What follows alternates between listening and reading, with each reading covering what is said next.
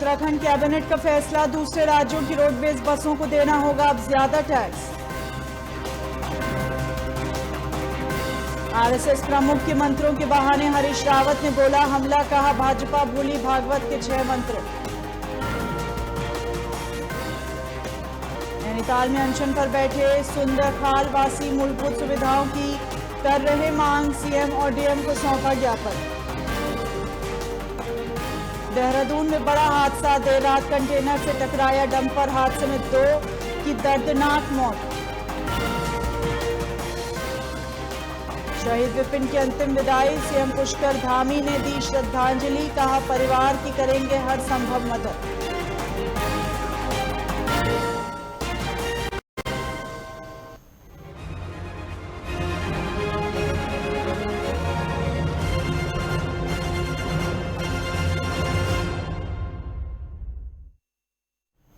नमस्कार, स्वागत है आपका। आप देख रहे हैं उत्तराखंड लाइव, मैं हूं आपके साथ हिना।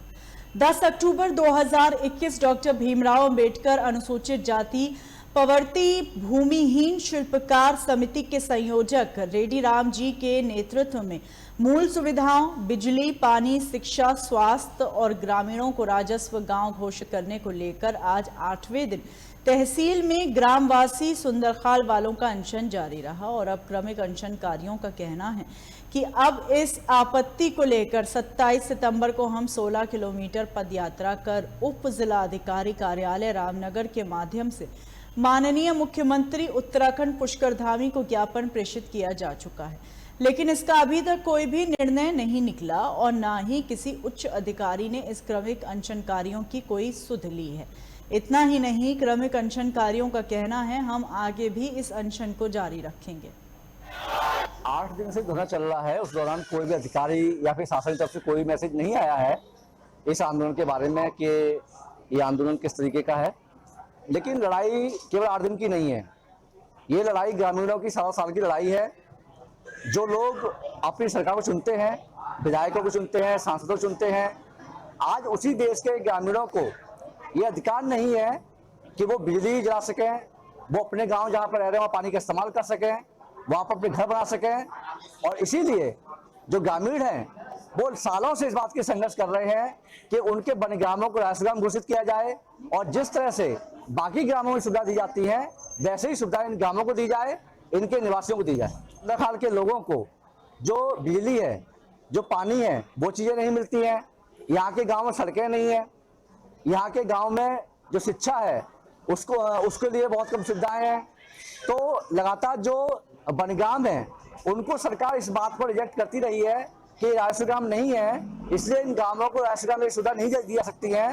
तो ये जो सबसे बड़ी जो दिक्कत है सरकार की वो ये है कि इनको बनग्राम घोषित कर रखा है।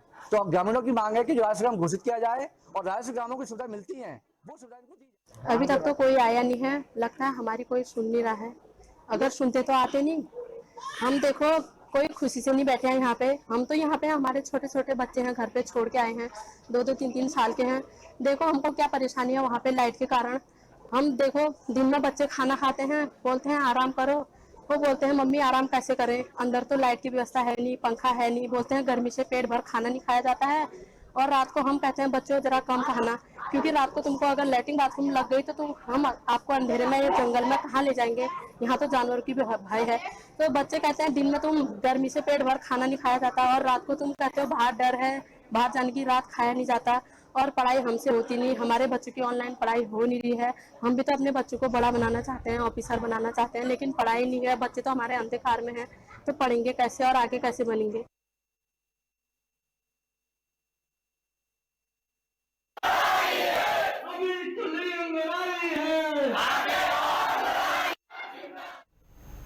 गंगोली हाट में आशा कार्यकर्तियों का 12 सूत्रीय मांगों को लेकर चल रहा कार्य बहिष्कार तहसील परिसर में जारी है।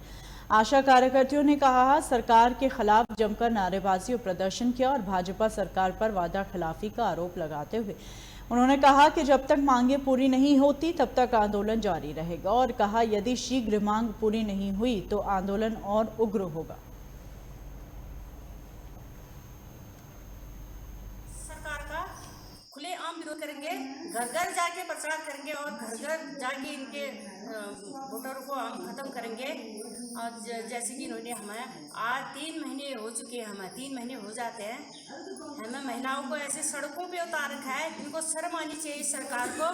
इस सरकार को थोड़ी सी भी शर्म बची है तो ये हमारा शासनादेश जारी करे, तभी हम धरने से उठेंगे, नहीं तो हमारा अनिश्चितकालीन धरना जारी रहेगा।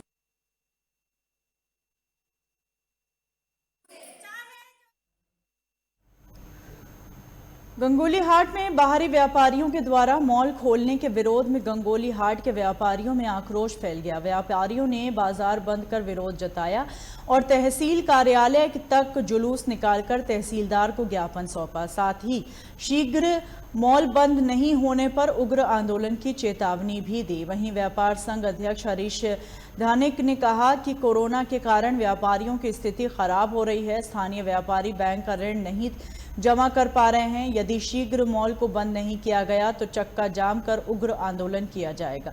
इधर तहसीलदार ने बताया कि जांच की जा रही है, जांच करने तक मॉल को बंद करने के आदेश दिए गए हैं।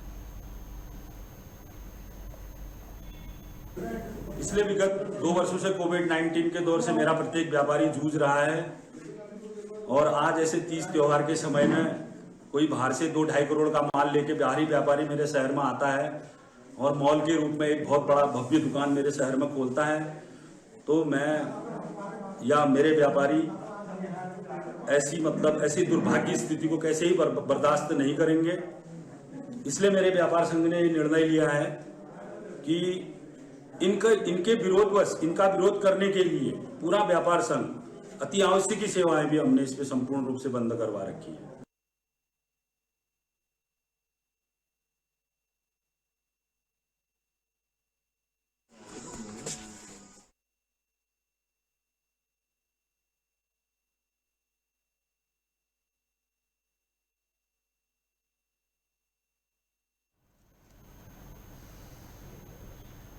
हरिद्वार के कलियर में गंगा नहर किनारे कूड़े में एक बच्ची पड़ी मिली। जानकारी के अनुसार लोगों को एक कूड़े में एक बच्ची के रोने की आवाज आई। लोगों ने नजदीक जाकर देखा तो एक बच्ची जो कि कपड़ों में लिपटी हुई थी वो रो रही थी और लोगों ने तुरंत सूचना पुलिस को दी। मामले की जानकारी पाकर तुरंत पुलिस मौके पर पहुंची। वहीं बच्ची को फिलहाल अपने कब्जे में लेकर बच्ची को स्वास्थ्य जांच के लिए सिविल अस्पताल भेज दिया गया और इसके साथ ही बच्ची के परिजनों की तलाश के लिए आसपास के सीसीटीवी भी खंगाले जा रहे हैं। वहीं थाना अध्यक्ष धर्मेंद्र राठी ने बताया कि बच्ची कूड़े के ढेर में पड़ी मिली, जिसकी उम्र करीब 2 दिन के लगभग हो सकती है। उन्होंने बताया कि बच्ची को फिलहाल रुड़की स्थित सिविल अस्पताल में भर्ती कराया गया है।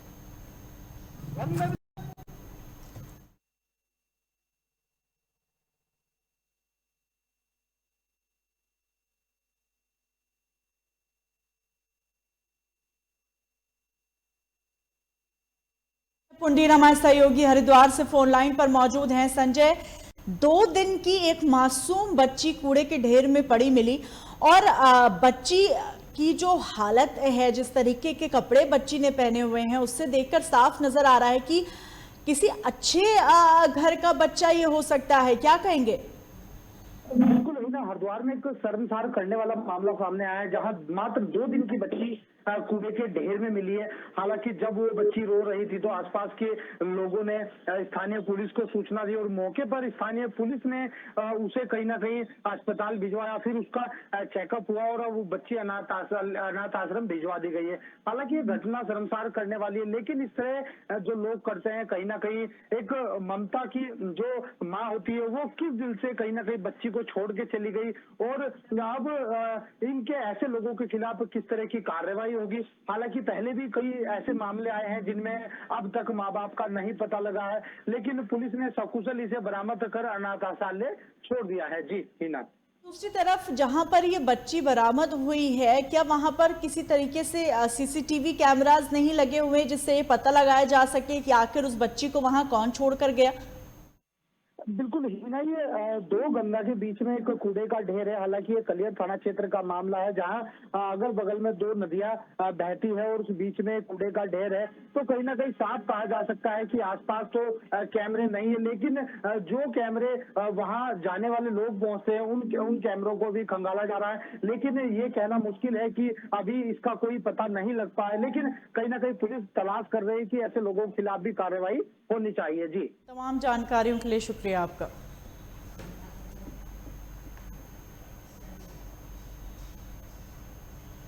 काशीपुर के एक निजी अस्पताल में शिक्षा मंत्री अरविंद पांडे ने निदान IVF सेंटर का उद्घाटन किया। वहीं शिक्षा मंत्री ने कहा कि महंगे इलाज के लिए क्षेत्र की जनता को बड़े शहरों के अस्पताल में जाना पड़ता था, वहीं इलाज अब कम कीमतों पर ही काशीपुर में उपलब्ध हो सकेगा। निदान IVF के जरिए जिन दंपतियों को संतान का सुख नहीं मिल रहा है, वो संतान सुख का लाभ उठा सकते हैं, जिनके लिए क्षेत्र के निजी अस्पतालों को आधुनिक तकनीकों से जोड़ा जा रहा है। और इस मौके पर क्षेत्रीय विधायक हरभजन सिंह चीमा, जसपुर के विधायक आदेश चौहान और मेयर उषा चौधरी सहित आम आदमी पार्टी के प्रदेश उपाध्यक्ष दीपक बाली भी मौजूद रहे। आज वक्त की मांग है, जिनकी औलाद नहीं होती है, बच्चे नहीं हो पाते हैं, वो दूसरे हायर सेंटरों पे भाग भाग के दुखी हो जाते हैं। उनको एक आज वक्त के अनुसार जो जीवन में आवश्यकता है उसकी पूर्ति करने के लिए आज निदान IVF सेंटर यहाँ खुल रहा है। मैं पूरे परिवार को बहुत बहुत शुभकामना देता हूँ, बधाई देता हूँ और पूरे क्षेत्र को इसका लाभ मिले, मैं ऐसी कामना करता हूँ। उद्देश्य ये है कि बहुत सारी महिलाएं और पुरुष बच्चा पाने में असमर्थ रहते हैं। उनको इलाज लेने के लिए छोटे शहर में कोई सुविधा नहीं होती, उनको बड़े शहर जाना पड़ता है। इलाज महंगा होता है, बड़े शहर जाते हैं उनको खर्च भी ज़्यादा होता है। बड़े शहर जाके इलाज कराना, टेस्ट कराना, रहना, खाना, आना जाना, मतलब ओवरऑल इलाज मिलता नहीं है, इसलिए बाहर जाते हैं, महंगा भी पड़ता है। तो उसी चीज़ को हमने अपने शहर में कर लिया है IVF सेंटर, वो इलाज इनको अपने शहर में मिलेगा। अरविंद पांडे जी को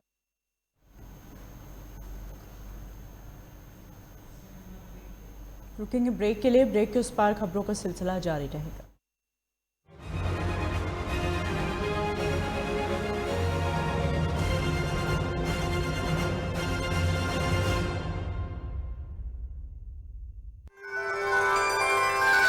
देश को जो देता अन्न अब वो होगा संपन्न।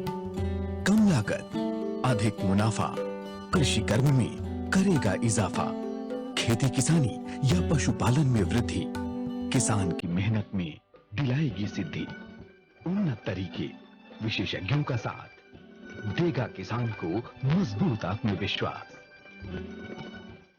किसान की हर समस्या का एक कॉल पर होगा समाधान। देखिए खेती किसानी सोमवार से शुक्रवार शाम 5:30 बजे और सुबह 5:30 बजे सिर्फ लाइव टुडे पर।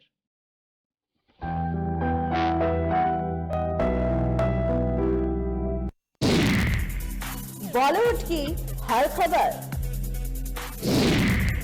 फिल्मी सितारों का सफर, कंट्रोवर्सी से लेकर गॉसिप तक, लिकअप से लेकर ब्रेकअप तक, देखिए हर हलचल बॉलीवुड तड़का में हर रोज दोपहर 12:30 बजे सिर्फ लाइव टुडे पर।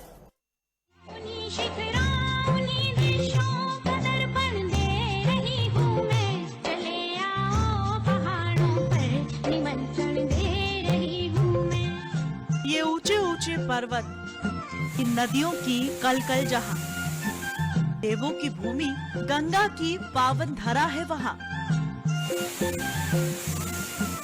केदार में बसते शिव, बद्री में विष्णु का बसेरा, हेमकुंड साहिब की श्रद्धा भक्तों को खींच लाती है यहाँ। हर मील पर बदलती है भाषा, हर रूप है सुंदरता की नई परिभाषा। उत्तराखंड दीदार है हर शख्स की अभिलाषा। मौली की सुंदरता से लेकर जिम कॉर्बेट के रोमांचक सफर तक, हर खबर के लिए देखिए उत्तराखंड लाइव सुबह 9 बजे दोपहर 2 बजे और शाम 6 बजे सिर्फ लाइव टुडे पर।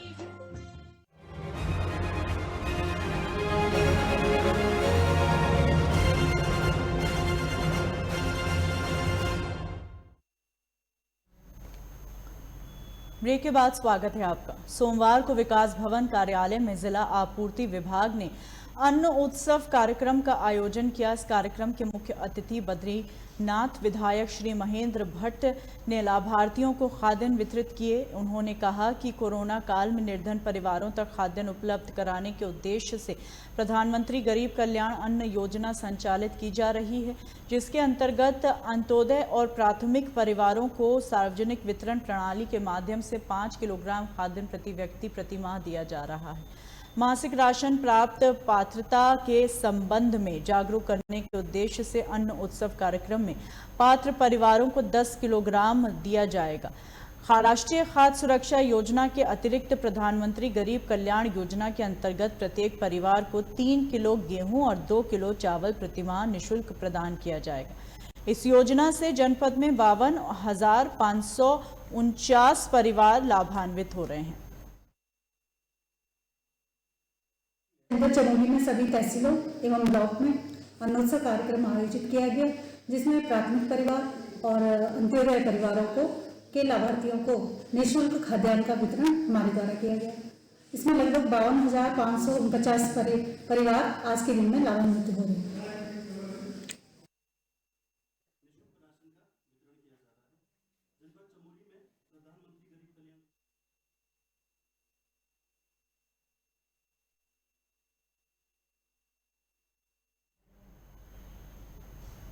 मुंबई में एक रियलिटी शो में जो पिछले 8 महीने से कलर्स टीवी पर चल रहा है, उसमें रामनगर के सोमांश डंगवाल ने डांस दीवाने सीजन 3 के फिनाले शो पूरा किया और जूनियर वर्ग में प्रथम स्थान प्राप्त कर पूरे प्रदेश का नाम रोशन किया। मुंबई से अपने रियलिटी शो का सफर समाप्त करने के बाद आज अपने शहर वापस आए हैं।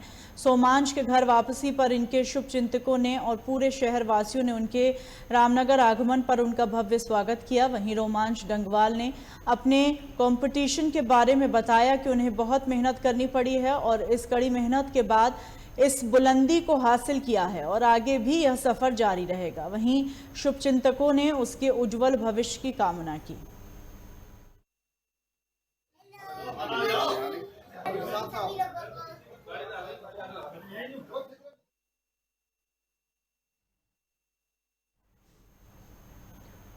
उत्तराखंड के टिहरी जिले के चंबा सहकारी सस्ता गल्ला विक्रेताओं ने अपनी मांग को लेकर आंखों पर काली पट्टी बांधकर सरकार के खिलाफ प्रदर्शन किया। पिछले 11 दिन से जारी अनशन में सस्ता गल्ला राशन विक्रेता अपनी 5 मांगों को लेकर पिछले माह से आंदोलन कर रहे हैं, लेकिन सरकार के द्वारा उनकी मांग पर कोई कार्रवाई नहीं की गई। विक्रेताओं ने कहा, जब तक सरकार हमारी मांगे नहीं मानती तब तक प्रदर्शन जारी रहेगा।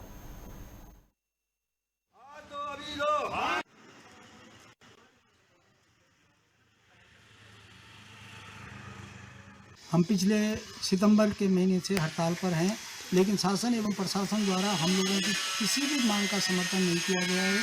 न ही हमारा जो गरीब कल्याण योजना का भाड़ा था वह न ही अब हमारे खातों में डाला गया है, जिससे विक्रेताओं में आक्रोश है। और हमारा यह कर्मिक अनशन आज 11वां दिन है, लेकिन शासन प्रशासन द्वारा हमारी कोई खोज खबर नहीं ली गई है, जिससे कि व्यापारी आहत है।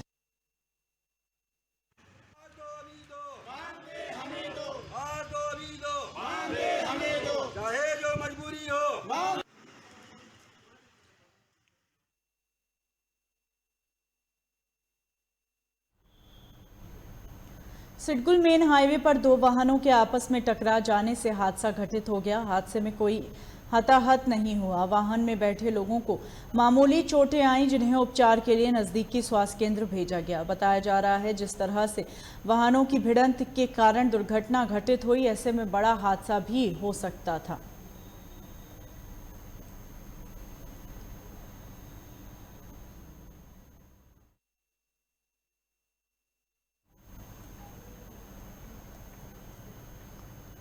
उत्तराखंड के थाना बहादुराबाद के क्षेत्र में दुकानदार के साथ लूट की घटना का रोशनाबाद के पास पुलिस कार्यालय में एसपी सिटी कमलेश उपाध्याय के द्वारा खुलासा किया गया। प्राप्त जानकारी के अनुसार बीती 5 अक्टूबर को आत्मलपुर बोंगला थाना क्षेत्र में जनरल स्टोर चलाने वाले व्यापारी के साथ अज्ञात बदमाशों द्वारा लूट कर ली गई थी, जिसके लिए थाने में सूचना दर्ज कराई गई थी, जिसको लेकर टीम गठित कर अपराधियों के बारे में जानकारी जुटाई गई। एसपी सिटी द्वारा जानकारी देते हुए बताया गया कि मुखबिर की सूचना पर गठित की गई टीम के द्वारा चेकिंग अभियान चलाकर 3 मोटरसाइकिल सवार संदिग्धों को रोककर पूछताछ की गई और 2 आरोपियों को गिरफ्तार कर लिया गया, जिनके कब्जे से घटना में प्रयुक्त अवैध तमंचा व नकदी बरामद की गई।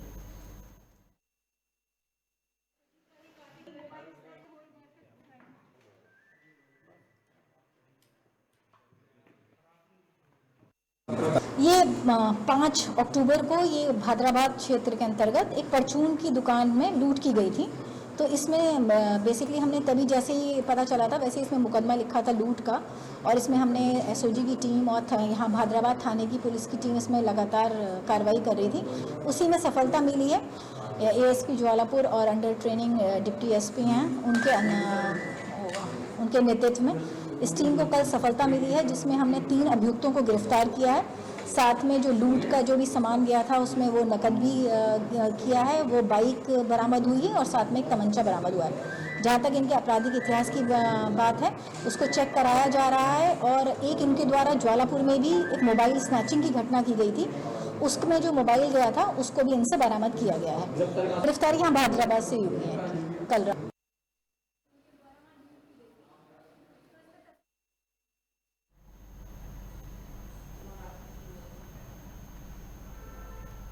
ठीक चुनाव से पहले उत्तराखंड सरकार के कैबिनेट मंत्री यशपाल आर्य और उनके बेटे विधायक संजीव आर्य ने भारतीय जनता पार्टी का दामन छोड़कर कांग्रेस का हाथ थाम लिया। यशपाल आर्य और संजीव आर्य की घर वापसी पर कांग्रेसी कार्यकर्ताओं में खुशी का माहौल है। राज्य अतिथि गृह में कांग्रेस को मजबूती प्रदान करने के लिए जनपद में चलाए सदस्यता अभियान में कांग्रेसी कार्यकर्ताओं में मिठाई बांटकर खुशी जाहिर करते हुए पूर्व सांसद महेंद्र पाल ने कहा, यशपाल आर्य ने उत्तराखंड की जनता के लिए बहुत कुछ किया है। उन्हें उत्तराखंड की भौगोलिक परिस्थितियों का अच्छा ज्ञान है। भाजपा की नीतियों से त्रस्त होकर कांग्रेस का दामन थाम रहे हैं। ये बहुत अच्छा सुकून है, एक अच्छे लक्षण है कि जो यशपाल आर्य जी उनके सुपुत्र दोनों एमएलए भी हैं और कांग्रेस में ज्वाइन कर रहे हैं। यशपाल जी तो सीनियर लीडर हैं, मंत्री भी हैं और कांग्रेस के अध्यक्ष रहे हैं और उनको पूरे उत्तराखंड का अच्छा ज्ञान है, अच्छी नॉलेज है और इससे कांग्रेस को बहुत फायदा होगा। हमसे बात सही है कि कांग्रेस की ओर रुझान है और अभी काफ़ी लोगों के आने की संभावना है। वो हमारे हाईकमांड से लोग अभी भी संपर्क में है, जैसे कि हाईकमांड का कहना है, रावत जी से लेकर सभी बड़े नेता इस बात को कह रहे हैं और समझ रहे हैं कि कांग्रेस का माहौल है, कांग्रेस सत्ता में आने वाली है। देखिए, सदस्यता अभियान में आज हमारे ब्लॉक अध्यक्ष बेताल घाट हो, गर्म पानी हो, खुरपाताल हो और सारे ब्लॉक अध्यक्ष आए हुए हैं और हमारे नगर अध्यक्ष हैं, चाहे यूथ कांग्रेस हो, एनएसयूआई हो, हमारे मेन चेयरमैन साहब आए हैं। सभी को बुकें दी जा रही हैं, मैं भी ले जाऊंगी। ऐसा है कि हमारी जैसे महिला कांग्रेस की जिला अध्यक्ष आई हुई हैं, हम सभी ले जाएंगे और सदस्यता अभियान हम लोग पुरजोर से करेंगे क्योंकि कांग्रेस के एक सच्चे सिपाही हैं हम।